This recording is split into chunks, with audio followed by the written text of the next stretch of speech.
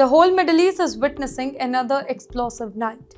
Sirens, missile alert, air defense systems once again lit up the skies as Iran announced a new wave of strike in the ongoing confrontation with the US and Israel. According to Iran's powerful military force, the IRGC, the latest attack was part of the 33rd phase of its military campaign called Operation True Promise 4. While Iranian commanders claim that more than 10 ballistic missiles were launched towards Israeli territory, with several reportedly heading towards the major city of Tel Aviv.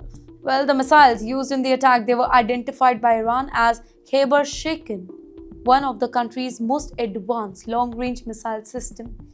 Iranian officials also say that these missiles can carry extremely heavy warheads, in some cases weighing about 1 ton, which are kind of designed to cause massive damage to fortified military target.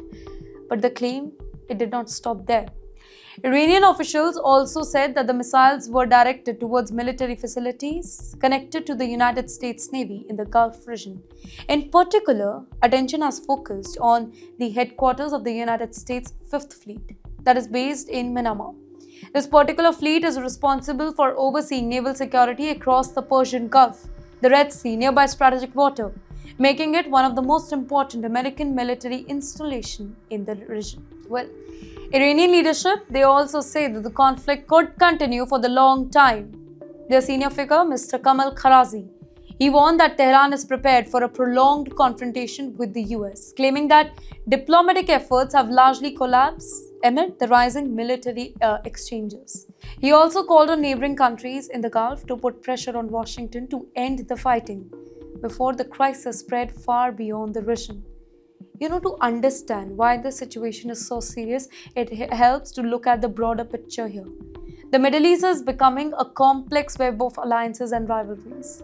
Iran is facing growing pressure from Israel and the US, while several Gulf nations, they host American military bases and naval forces. When missiles begin targeting cities, military bases and strategic infrastructure across the network, the risk of escalation becomes extremely high. Recent weeks have already seen drone strikes, missile barrages, air raid sirens, and cyber operations involving multiple countries. So each attack is quickly followed by retaliation, creating a cycle that is becoming harder to stop.